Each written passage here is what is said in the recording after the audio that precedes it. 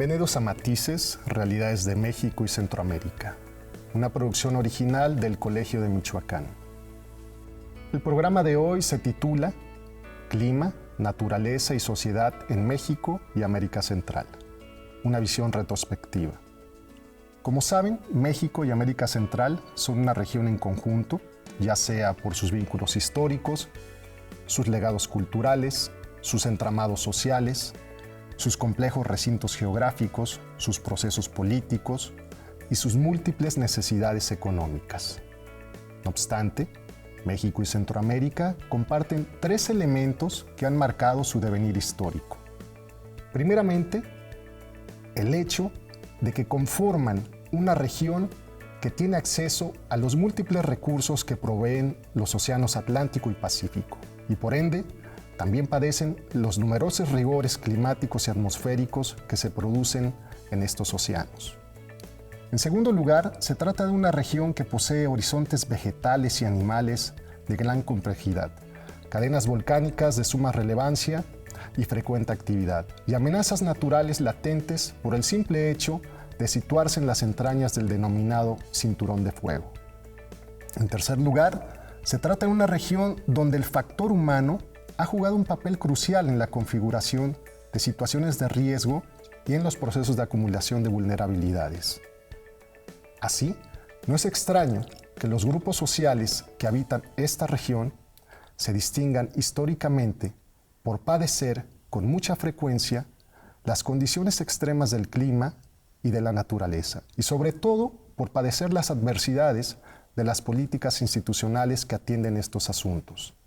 A lo largo de esta mesa, conversaremos sobre los múltiples factores que hacen de esta región un escenario predilecto para que los grupos humanos experimenten las situaciones más extremas del clima y la naturaleza. Nos acompaña la doctora Virginia García Costa, licenciada y maestra en Antropología Social por la Universidad Iberoamericana y doctora en Historia de México por la UNAM. Desde 1974 es investigadora del CIESAS. Virginia García ha sido distinguida con premios y reconocimientos internacionales.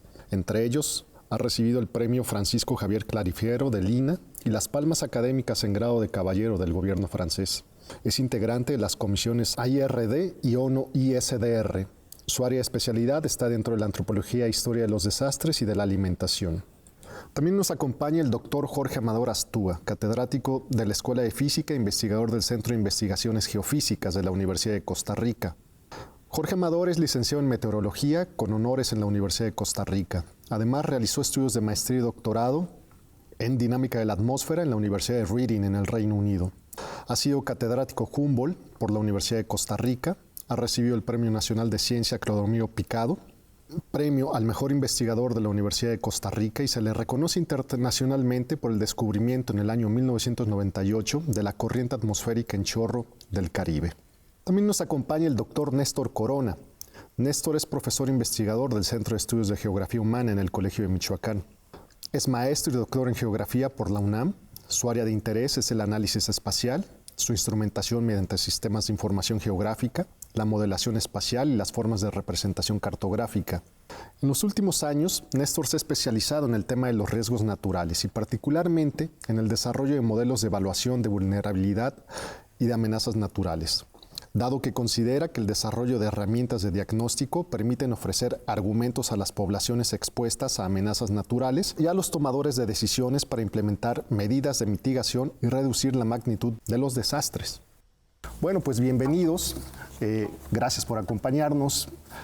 Inicialmente, para generar este diálogo, esta mesa, este conversatorio, quisiera pedirles, por favor, si cada uno de ustedes me puede elaborar un balance sobre las condiciones climáticas, naturales y sociales que han provocado en los espacios que ustedes han estudiado en México y en Centroamérica, la configuración sobre todo de estos espacios de riesgo, prestando obviamente atención en el periodo que ha sido de mayor interés en sus trabajos. Entiendo que ha sido el siglo XIX y el siglo XX, para algunos de ustedes inclusive el siglo XXI. En el caso particular de México, creo que ha sido fundamental el conocer la historia de los fenómenos naturales, de las amenazas naturales que se han presentado en este país, en lo cual ha Ha sido fundamental la elaboración de catálogos históricos de temblores o de algunas otras amenazas naturales hidroclimáticas, información que hemos recopilado en archivos, hemerotecas, bibliotecas, dentro de lo que denominamos el estudio histórico-social de los desastres. Esto ha permitido no solo conocer la historia sísmica de este país, cuando ha habido temblores, la historia climática de este país, cuando se han presentado huracanes, sequías, granizadas que han afectado a la población, cómo la población ha reaccionado, sino también y sobre todo cómo se ha ido conformando cómo se han ido conformando esos territorios de riesgo, cómo se ha incrementado el riesgo y cómo se ha incrementado la vulnerabilidad, entendida esta como las condiciones materiales de existencia de la población y el riesgo frente a una determinada amenaza. Entonces, estos estudios históricos han permitido conocer cómo se ha conformado lo que en términos generales denominamos la construcción social de riesgos que hoy padecemos en este país y evidentemente en Centroamérica y en otros muchos más. Sí, bueno, yo creo que en el caso de Centroamérica, creo que se ha habido un proceso evolutivo hacia una conformación de información digital, información de modelos numéricos, junto a aspectos históricos que nos han permitido entrar y a conocer mejor los sucesos, los eventos de desastres del siglo XIX. Eso nos ha dado una perspectiva diferente ante una región que ha sido identificada como un punto caliente desde el punto de vista del cambio climático. Padecemos, como muy bien decías, el embate de ciclones tropicales, tanto en el Pacífico como en el Golfo de México, en la región, y el Mar Caribe. Y hay problemas serios, sociales, de vulnerabilidad, sobre todo en las costas. No sé realmente si ha habido un buen balance entre las acciones gubernamentales y lo que la población, lo que la sociedad ha sufrido en estos últimos años. Como comentaron, la historia o documentar lo que ha ocurrido es como que la parte fundamental. Yo trabajo, o últimamente, los últimos casi 10 años, he estado trabajando con fenómenos extraños desde el punto de vista de que ocurren pocas veces, pero cuando ocurren fuerte. Sismos y tsunamis en la costa del Pacífico mexicana, que esos desgraciadamente se nos escapan a la historia, porque son eventos que duran 100, 200, 500, 1000 años en tener cuando presentan periodos de retorno. Y esas lecciones las aprendimos de forma muy dolorosa. Recordarán el gran tsunami 2004 en Sumatra, Andamán. Y a partir de entonces pues empieza a considerar periodos fuera de lo histórico. Y aún en lo histórico hay muchas dificultades cuando estamos investigando. Yo no me especializo en eso, pero la doctora Virginia, tú mismo, Luis, pues en el proceso de investigación de fuentes históricas es muy, muy arduo, y más cuando no eres experto, ¿no? Pero se siguen presentando cada vez más los efectos de grandes fenómenos. Y en mi caso, en el caso de los estudios o el fenómeno que trabajo, pues desgraciadamente, pues a veces la gente no sabe que eso ha ocurrido en el pasado, que es un factor bien importante, ¿no? Tener por lo menos el conocimiento de que algo ocurrió ahí. Y cuando no ocurre, pues igual y lo podemos discutir acá, porque a veces se ignora aún con la información, lo ignora la población o lo ignoran quienes se encargan de ordenar el territorio. Claro. Dime, Jorge. Los eventos, Néstor, los eventos extremos de alguna manera creo que han sido poco olvidados en nuestra región. Creemos que hay muchas cosas que van a ocurrir casi de una manera diaria y tal vez no le tomamos atención a esos grandes eventos que normalmente son catastróficos socialmente. Es el caso de los tsunamis, los sismos. Hay algunos países en la región que están mejor preparados para estos embates. Pero ¿qué hace? ¿Qué provoca precisamente que haya esa gran diferencia en la memoria y en la actuación, en este caso, de las instancias que tienen que atender las emergencias. Yo creo que ha habido un proceso de formación de personal, de profesionales deficitario en el pasado. Creo que tenemos que enfrentar ese problema, crear nuevos cuadros, digamos, o cuadros sobre este tipo de problemas que sean muchísimo más conscientes de esos embates, de esas, inclusive las calamidades que pueden provocar. El caso concreto de un calentamiento, la dispersión de enfermedades como dengue, malaria, que realmente encuentran su hábitat especial para asentarse, digamos, en nuestras comunidades y que no han sido realmente estudiadas a profundidad. Recuerdo muy bien los trabajos que ha desarrollado Virginia García, y algo que es muy evidente es esta familiaridad que tiene uno con el entorno, la cotidianidad. Pareciera ser que ese vínculo con lo cotidiano hace que las cosas se vislumbren como normales, y en esa normalidad estaría un poco esa ruptura con la memoria, esa ruptura con la preparación ante una situación pues extrema. ¿Cómo lo podemos entender? ¿Cómo se lo podríamos transmitir esto a los televidentes hoy en día? Bueno, lo que tú estás diciendo es que el contexto resulta determinante, y dentro del contexto la percepción que se pueda tener. En nuestro país, por ejemplo, una gota de agua en el sur es una inundación y una gota de agua en el norte es una bendición, porque tenemos estos diferentes contextos y territorios. Entonces la percepción de lo que ocurre es muy diferente dependiendo del contexto. Yo creo que algo en lo que tenemos que insistir es en ir a preguntarle a la población qué es lo que ha hecho, o irle a preguntar a los documentos qué es lo que la población ha hecho ante la presencia de estos extremos climáticos, y aprender localmente para poder aplicar políticas públicas que estén alimentadas de lo que la gente ha hecho y que ha resultado exitoso, porque no todas las acciones han resultado exitosas, pero qué tipo de vivienda se debe de construir, en qué tipo de clima, qué tipo de organización debe de haber, cómo aprovechar el capital social desarrollado por las comunidades para poder en un momento crítico reaccionar. No pueden venir las sugerencias y las políticas públicas de arriba para abajo, sino que tenemos que trabajar también de abajo para arriba con el conocimiento local que se ha construido por generaciones y generaciones en un país donde ocurren temblores, en un país donde tenemos huracanes año con año, de mayo a noviembre. Es decir, hay algo que la población local nos puede decir, y ahí es donde el trabajo antropológico es fundamental. Claro. Néstor, ahora que presentábamos un poco tu semblanza biográfica, pues tienes una amplia trayectoria en la elaboración de los atlas de riesgos, en estudios muy precisos precisamente que alimentan a las instancias gubernamentales para precaver o bien para prevenir estas situaciones. ¿Cuáles son, desde tu punto de vista, 2 o 3 componentes cruciales que hacen que un fenómeno de los que estamos hablando impacte de manera tan desigual en las costas del Pacífico mexicano y centroamericano? Pues como mencionó Virginia, cada espacio es un caso.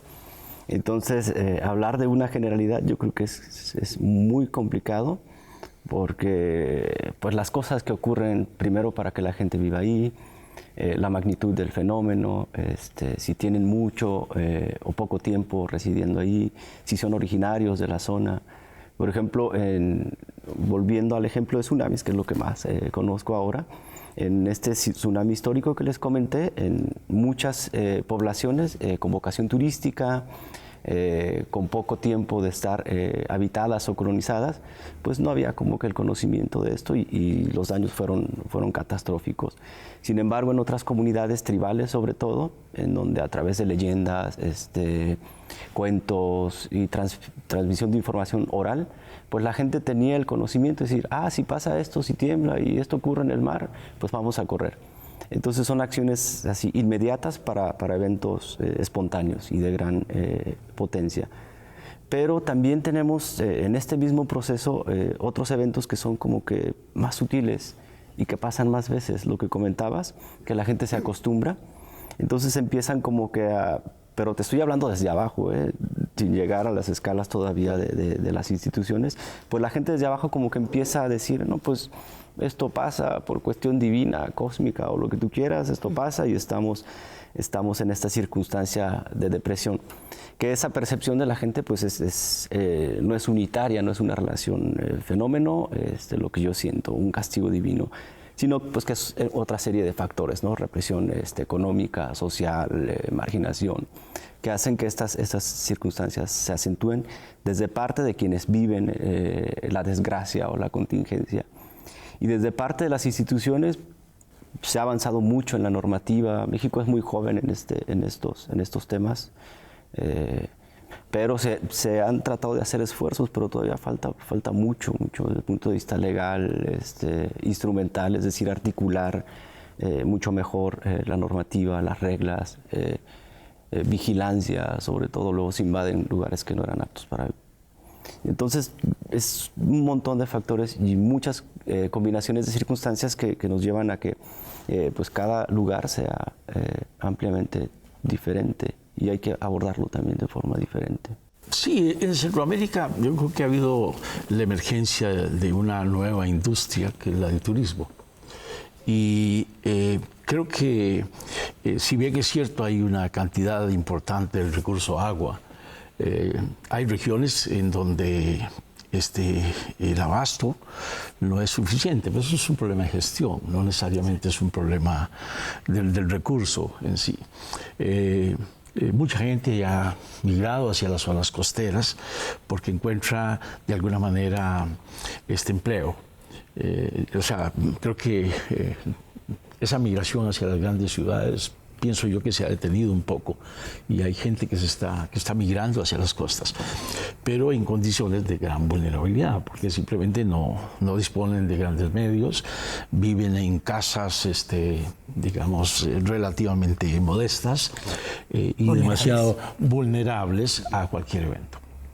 Creo que esto también ha, digamos, permeado bastante la calidad humana en esas zonas y pareciera que sí, evidentemente lo ven como una calamidad diaria, pero que es aceptable.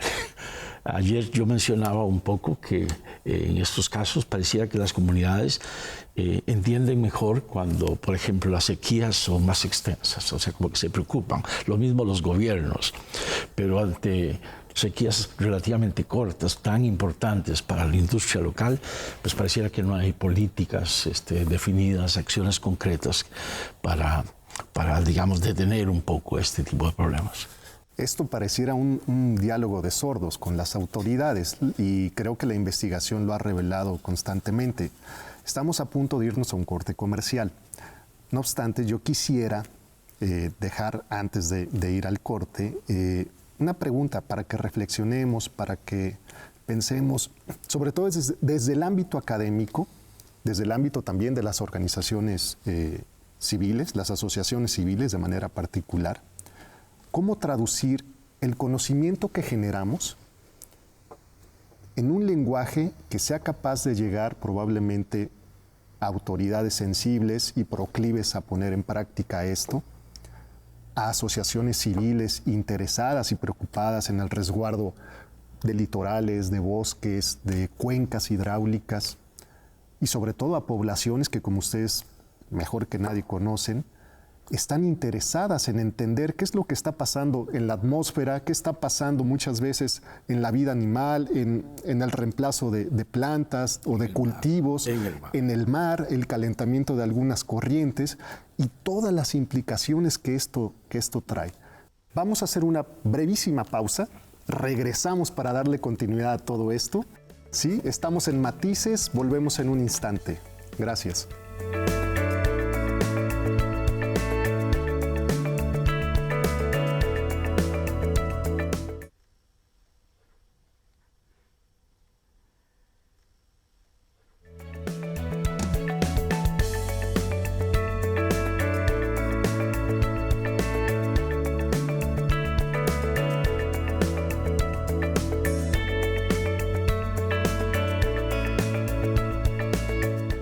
Listo, estamos en Matices, nuevamente bienvenidos. Estamos hablando sobre los diferentes formas en que la academia ha generado conocimiento y ha tratado de transmitirle a instancias gubernamentales y a las poblaciones las posibilidades de prevenir los riesgos, de evitar los procesos de vulnerabilidad.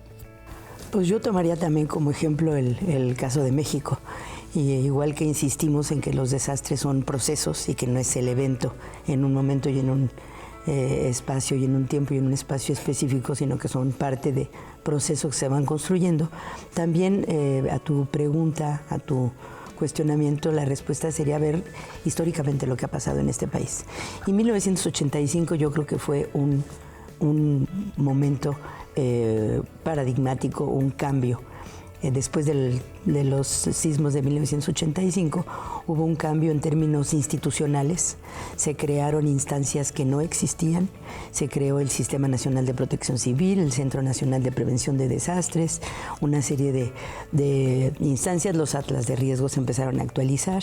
Sin embargo, todo eso todavía hay que trabajarlo aún más. El FONDEN, el Fondo Nacional de Desastres Naturales, el fondo el FOPREDEN, que es para prevención de desastres naturales, que es único, hay pues yo creo que en ningún otro país, pero eso caminó de manera paralela a la investigación desde la instancia académica.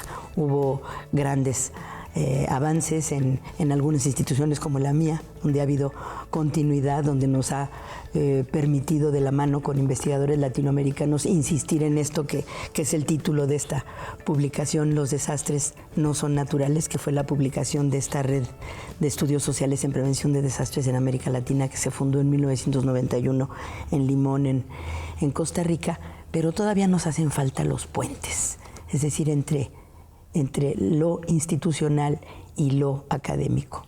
¿Cuál es el diálogo? ¿Cuál es la manera de establecer ese diálogo que es realmente tu pregunta? Y estamos tratando de participar, pero los lenguajes, los tiempos, los intereses son distintos. Bueno, me parece que Virginia acaba de tocar un punto muy, muy importante, que es tender puentes. Yo extendería tal vez un poco, estos son problemas transdisciplinarios. Y definitivamente necesitamos a especialistas, profesionales, investigadores en todas las áreas. Entonces, me parece que necesitamos lo que el taller de ayer estaba facilitando precisamente, y es esa sinergia entre profesionales en las ciencias físicas, en las ciencias geográficas, en las ciencias históricas, para que entendamos estos problemas de manera conjunta. Me parece que en el pasado, hasta cierto punto, habíamos dejado eso de lado y creíamos que tal vez nuestras profesiones podíamos resolver solitos los problemas. Creo que ahora ya tenemos una mayor conciencia de que esto no es posible. Y creo que la historia no nos ha contado tampoco que es necesario hacerlo. Así que me parece muy atinada tu aseveración, y creo que tal vez podríamos, y esto tiene que ver mucho con la formación que mencionaba anteriormente sobre este tipo de personal que entienda, digamos, los problemas no solo de una perspectiva física, sino de una perspectiva histórica, geográfica, antropológica, en fin, de manera que podamos atacar los problemas desde su raíz.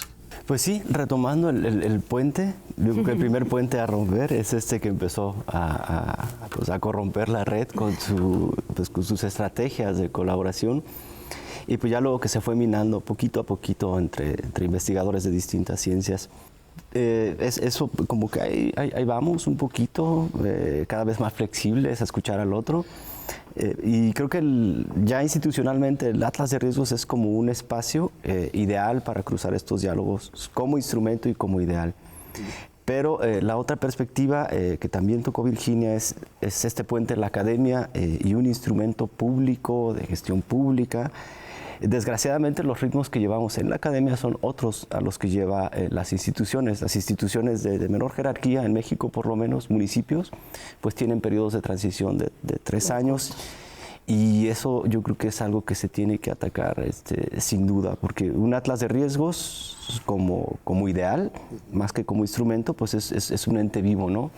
Todos los días nace gente, todos los días hay nuevas colonias, todos los días hay más expuestos, todos los días vale menos el poder adquisitivo de la moneda, todos los días es más difícil recuperarte. Entonces, pues son cuestiones que se tienen que vincular, academia, instituciones públicas y misma población. Yo creo que son tres ejes bien importantes que tienen que estar en constante colaboración. Sin embargo, el problema es esto de los tiempos, ¿no? Quizá una estrategia nacional de investigación continua, estructurada y bien enfocada a cada fenómeno natural puede dar elementos a otro tipo de especialistas para que tengan de dónde echar la mano y pues no involucrarse con otro tipo de cuestiones que les pueden consumir tiempo, ¿no? Yo la perspectiva que veo es temporal y luego otra económica, ¿no? A veces los presupuestos asignados o de los que disponen los de menor jerarquía no alcanzan para que logren hacer este tipo de investigaciones y pues ahí es donde entra la federación y la federación pues también tiene sus camisas de fuerza, ¿no?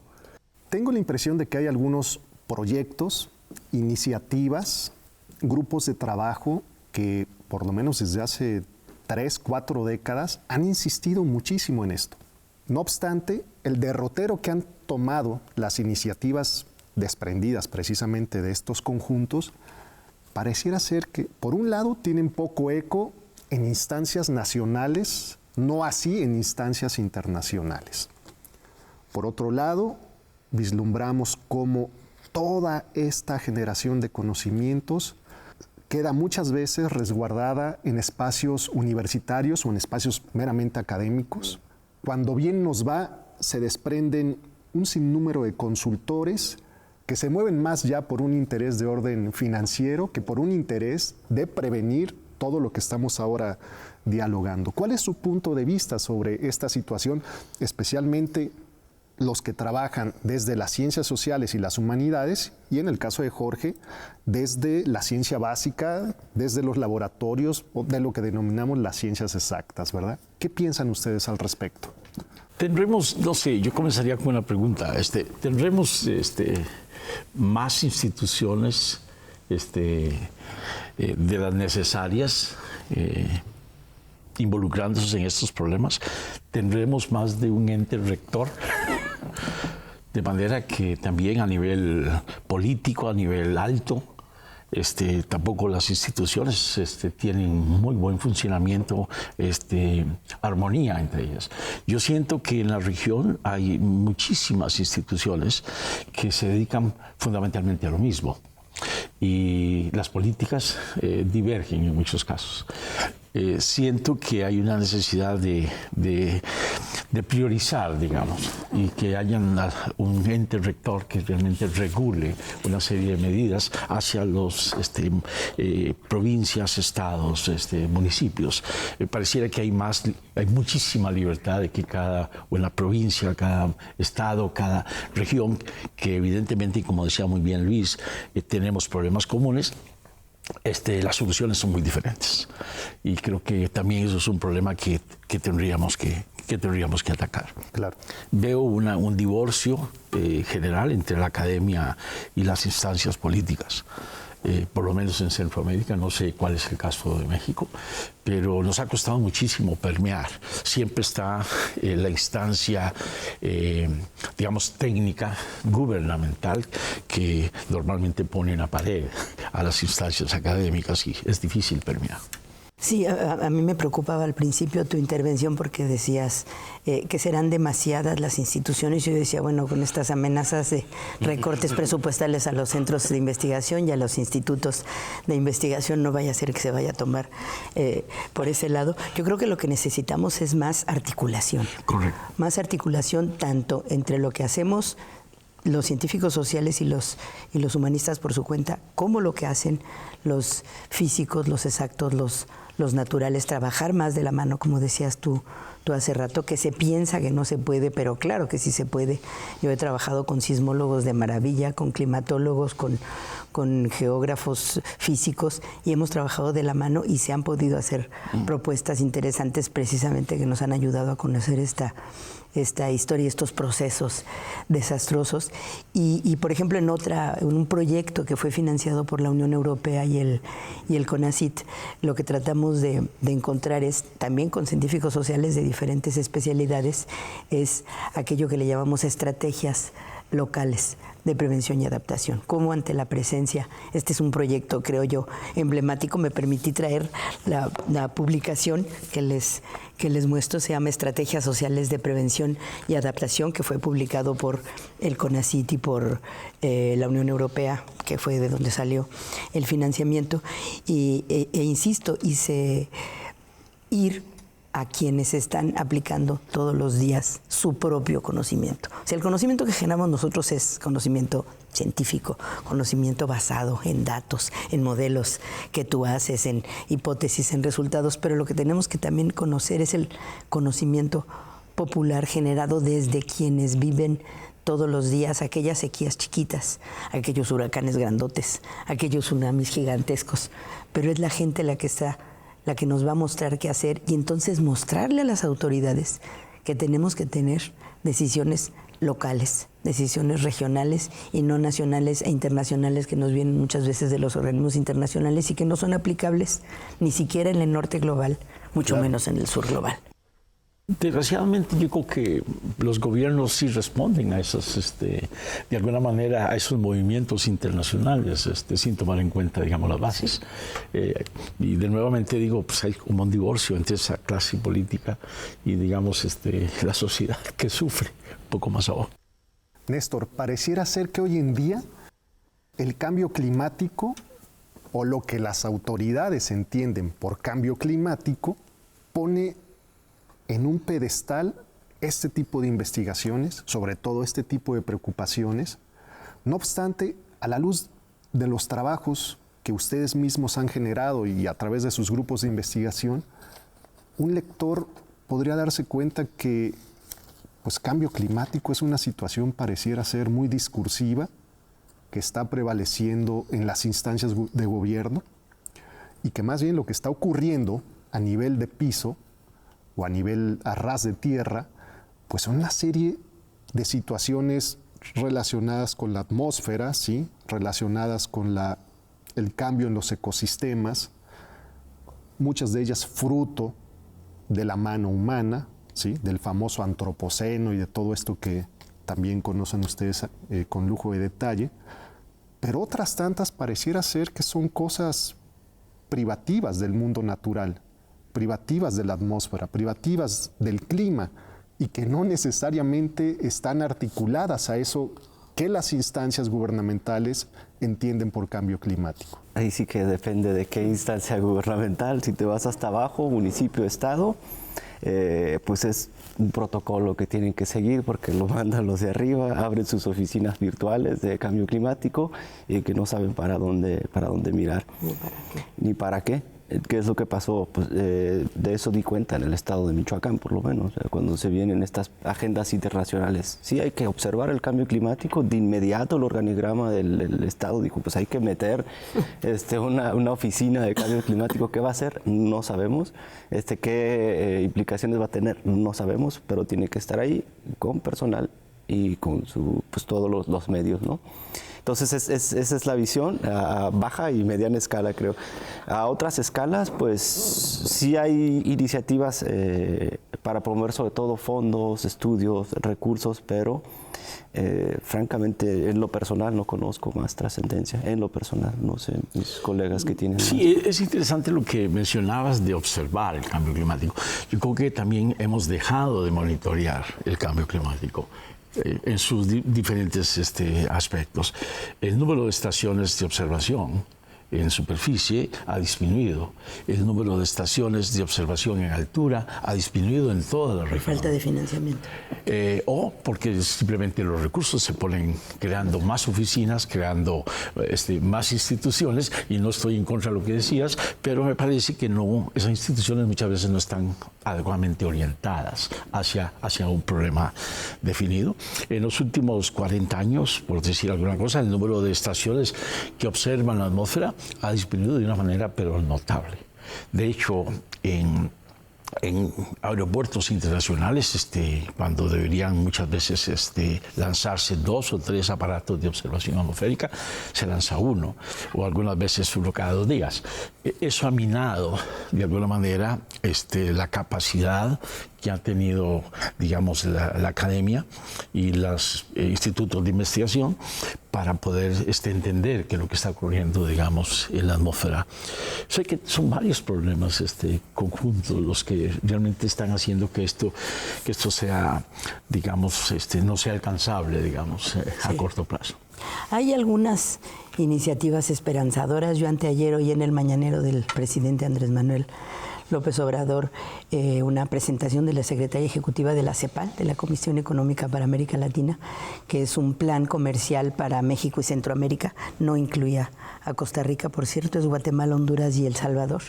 Y es una estrategia que tiene como finalidad, según entendí, no conozco todo el documento, tiene que ver con reducir la migración, pero es un plan comercial para incrementar los empleos, para evitar que tengan que migrar, pero entre otras habla de desarrollo sustentable. Y se mencionó el caso de los desastres, ¿no? Entonces, lo que me pareció más interesante es que habla de ir al origen del problema, y el origen del problema es el desarrollo.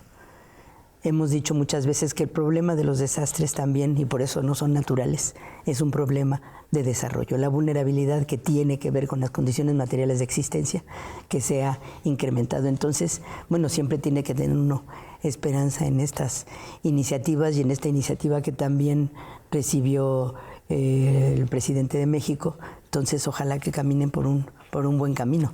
Tenemos que tener esperanzas en un futuro mejor. Así como ayer Néstor estaba planteándonos el concepto de resiliencia y sus, digamos, todo eso. Yo no sé si lo sustentable también podría ponerse en la picota. Como un término que no nos encanta. Bueno, yo todavía no he logrado entender qué es exactamente sustentable en todo su verdadero aspecto, cuando se habla de que vamos a ser neutrales, carbono neutrales, caramba. ¿Qué significa? ¿Cuál es el verdadero significado? Hay más, digamos, aspectos económicos en eso que realmente científicos, o que vayan a hacerle, digamos, un bien a la sociedad. Voy a pedir un poco de su neutralidad, porque tenemos que ir a un corte. Vamos a continuar con esta línea de diálogo. Insertaremos hacia el siguiente, regresando al programa, algún balance de lo que estamos ahora conversando, y con algunas precisiones relacionadas a desastres, a planes y agendas de trabajo. Estamos en Matices, volvemos en un instante.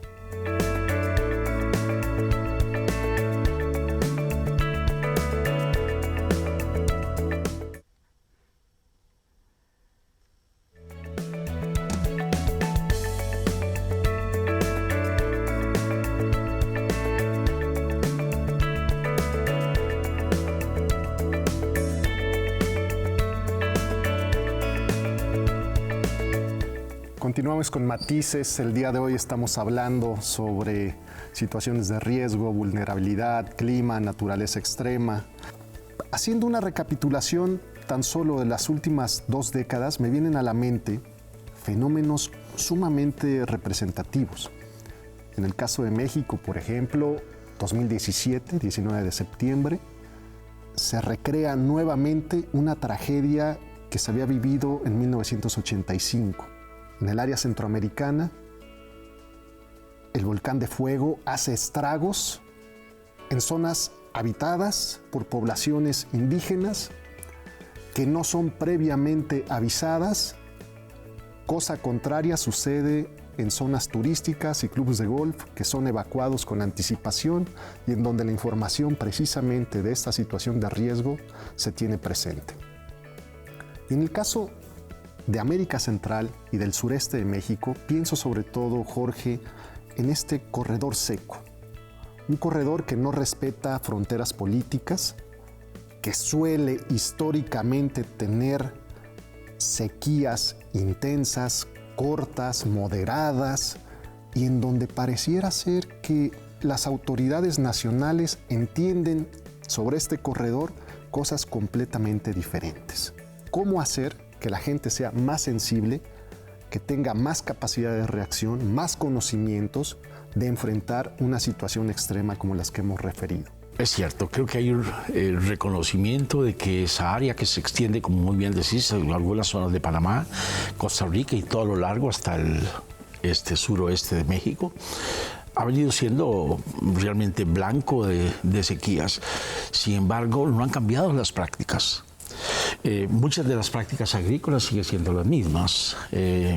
Notamos cómo entre cosecha y cosecha se quema, provocando muchísimo más sequedad, cambios en los sistemas hidrológicos, en la biodiversidad. Y esto pues evidentemente afecta aún más ese corredor de que por sí ya tiene problemas de agua. Creo que eso es algo que ha venido, ahora estamos mucho más interesados en los incendios forestales, pero incendios forestales los hemos tenido y siempre hay rayos que provocan incendios forestales, pero ahora hay la mano el humano también provocando incendios. Es que estamos sumando calamidades en una zona que ya tiene su propia calamidad. Entonces creo que eso es algo, y las autoridades, a pesar de que hay un sistema de integración centroamericano y una serie de alianzas entre gobiernos, inclusive con México, pues yo no conozco que se haya desarrollado un programa para atacar ese problema, digamos, de una manera conjunta, más allá de las fronteras. Pues mira, tocabas el tema de los temblores y que hemos aprendido. El temblor del 19 de septiembre de 1985 y el temblor del 19 de septiembre de 2017, sin duda, los escenarios son totalmente distintos. Mencionaba yo hace rato que en términos institucionales ha habido un montón de avances, en muchos sentidos, leyes, instituciones, fondos que apoyan. Sin embargo, las fallas continúan, y viendo que todavía hay enormes fallas institucionales en la aplicación de las leyes.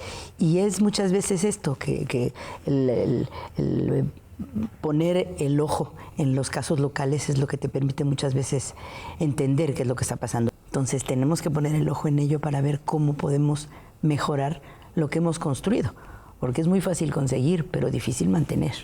Y esto hay que mantenerlo y mejorarlo. Sin duda. Sí, retomando los dos comentarios, algo que nos deja ver el tema de desastres y riesgos es que son transversales, ¿no?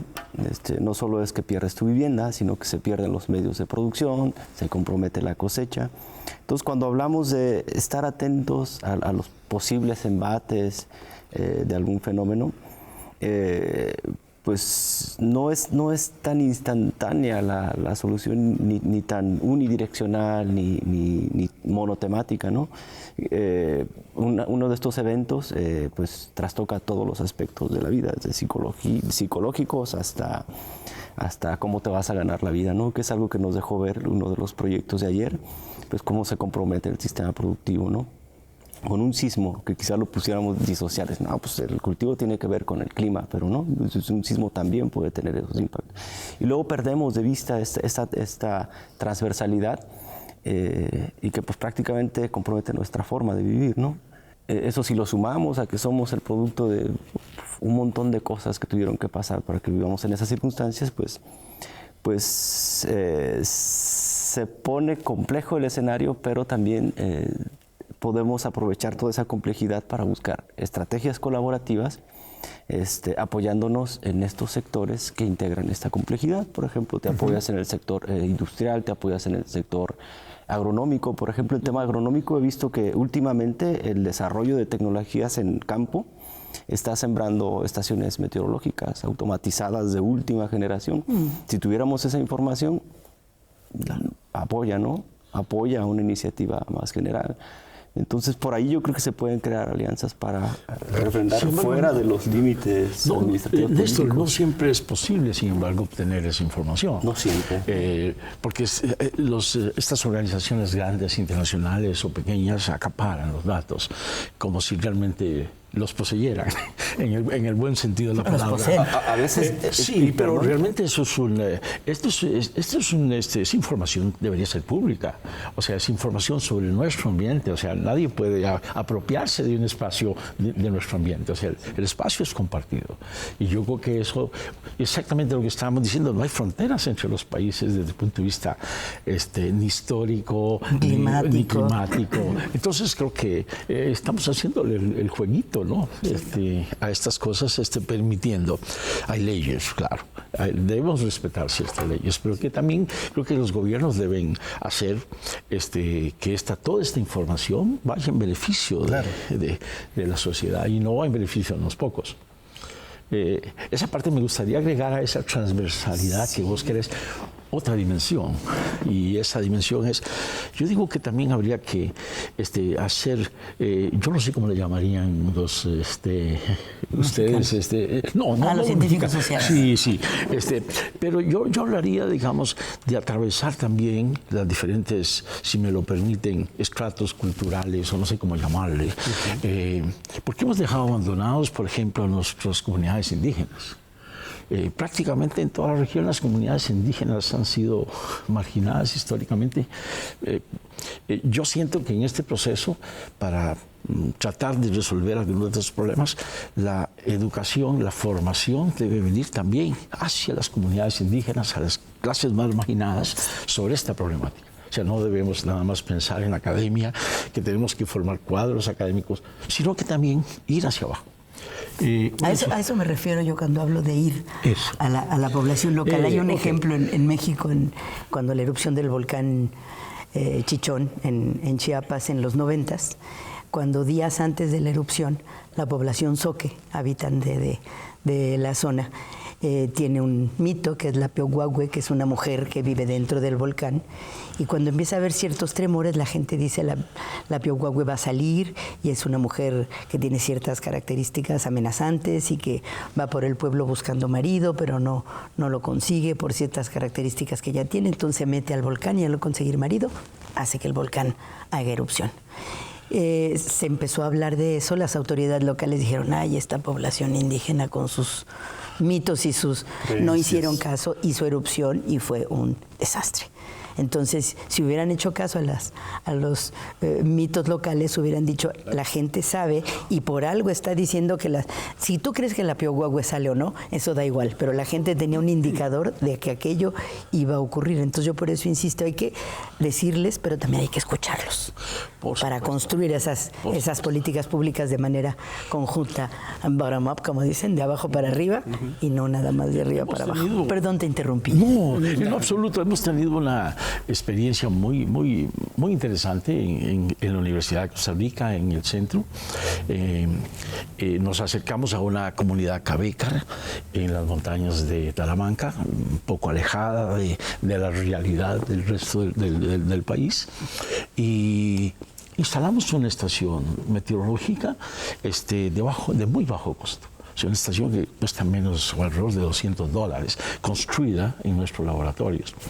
Y eso yo creo que ha dado la oportunidad de conocer su cultura con el respeto que ellos merecen, pero también acercarles un poco a las tecnologías, de manera que los niños sean conscientes de la presencia de su ambiente, no solo de su parte de leyenda, su parte cultural, sino que también tengan acceso a la información más allá de sus fronteras y puedan insertarse en un mundo que está cambiando, aunque no lo queramos, debido a esta grandísima avances tecnológicos que hemos tenido. Entonces, en ese sentido, mi perspectiva es la formación casi integral en esos dos ejes, transversal y también en esta parte de arriba hacia abajo.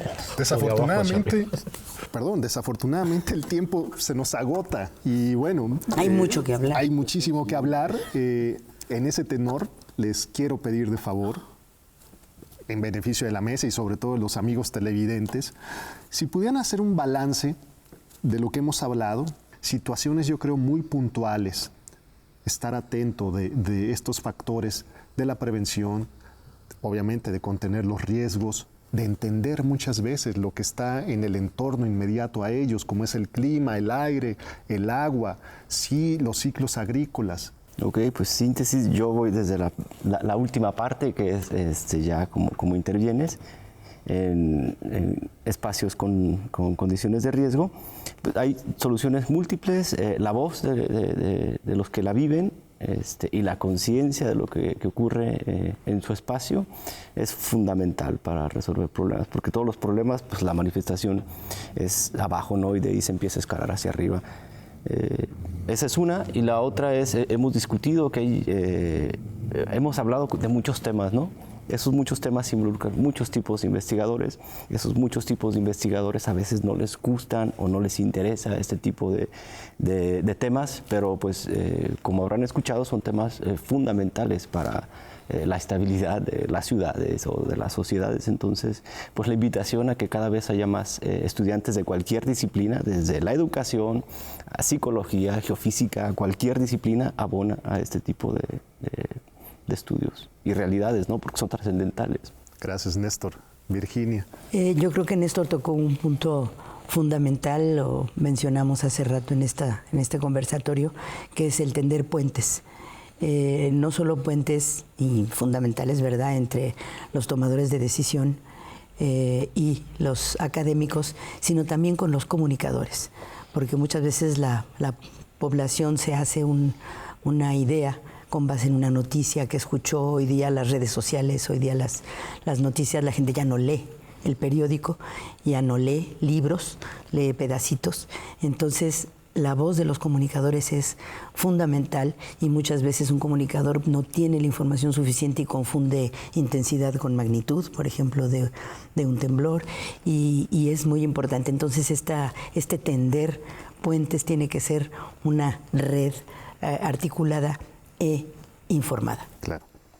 Jorge. Bueno, creo que debo insistir un poquitito, si me lo permiten, en ese proceso de formación que debemos recuperar, sino insistir bastante en todos los niveles. Me parece que el taller de ayer nos da un excelente ejemplo en donde varias disciplinas están presentes, se escuchan, hay una intervención, hay críticas, comentarios, que son realmente lo valioso para ir entendiendo todos estos procesos físicos, sociales, y tratar de enfrascarlos dentro de una perspectiva ojalá única. Tal vez no es tan, no soy... Estoy siendo muy optimista, tal vez, pero me parece que a eso habría que aspirar. Bueno, amigos, me queda claro que a lo largo de esta mesa, de este conversatorio, ha sido sumamente interesante vislumbrar los procesos naturales, los procesos políticos y sobre todo las grandes afectaciones sociales que han generado un sinnúmero de políticas, de leyes que, como hemos visto, no en todos los casos han ayudado a combatir la contaminación, ayudado a combatir la proliferación del sargazo en las costas mexicanas y bien en las costas del Caribe centroamericano. Sin embargo, creo, haciendo un balance general de lo que hemos hoy platicado, creo que la ley aporta una parte. Queda claro que hacen falta tejer redes, ustedes han denominado puentes, entre estas instancias que generan el conocimiento, entre las autoridades que instrumentan las medidas, entre la recopilación de conocimientos muy locales para enfrentar situaciones de riesgo permanente. Sin duda, creo que otro elemento crucial que es parte del trabajo de los comunicadores, de los académicos, de los políticos, es tener una memoria viva y presente. No olvidar lo que hemos hecho y lo que hemos también padecido. Y sin duda creo que un horizonte al que debemos de apostar a cada instante y a cada momento es la formación. La formación de cuadros, sí especializados, pero también la formación básica, el conocimiento sencillo, digerible, de todo esto que estamos platicando en instancias de educación elemental, de educación primaria, de bachilleratos, de universidades en el ámbito de las licenciaturas. Creo que es un trabajo, como ustedes bien lo han referido, en conjunto, y la única manera en la que podremos abonar un poco a estas iniciativas pues es haciendo estos ejercicios. Agradezco muchísimo su participación, agradezco muchísimo al Colegio de Michoacán. Esto ha sido Matices. Muchísimas gracias.